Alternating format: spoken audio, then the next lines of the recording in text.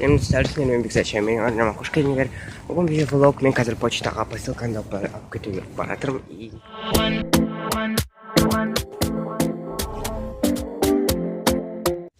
Сәлем сәрсенен бекзача менің арнама тағы да қош келдіңіздер.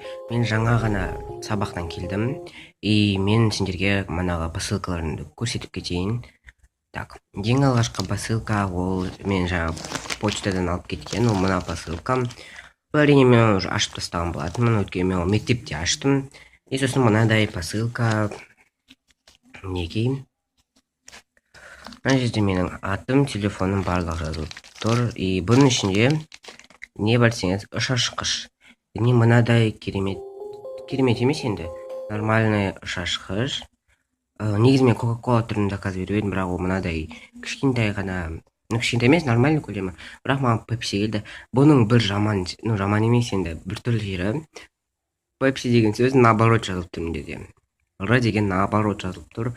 Бұл әрине өте жаман, бірақ так, мына жағында, мына жерінде ұшашқыш, ал мына жері бүйтіп ашылады.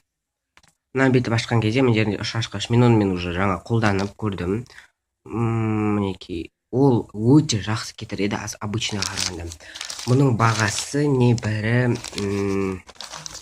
бұны мен 150 теңгеге алдым. 150 ма сондай. Мына баға өтірік, бұл $1 тұрмайды. $1 емес. Неге олай $1 жазып қойғаным. Және мынау екінші посылка, бұл менің сатып алған заттарым ішіндегі өзіме қатты емес, кішкене болсын ұнайтын посылка. Бұны мен тоже аштым. Бұны мен барлығын мектепте ашып қойдым. Бұның ішінде менде кулон. Бұл кулонды мен әрине өзіме алған жоқпын. Мына жағына түсіп қалыпты. Бұның бағасы 96 ма сондай теңге. Мінекей қараңыз. Алтын сияқты, бірақ бұл, к сожалению, алтын емес. Мінекей қазір дұрыстап қараңыз. Бұны сіз жаңа жылға заказ берсеңіз болады, себебі бұл өте арзан тұрады, 96 теңге. Мінекей.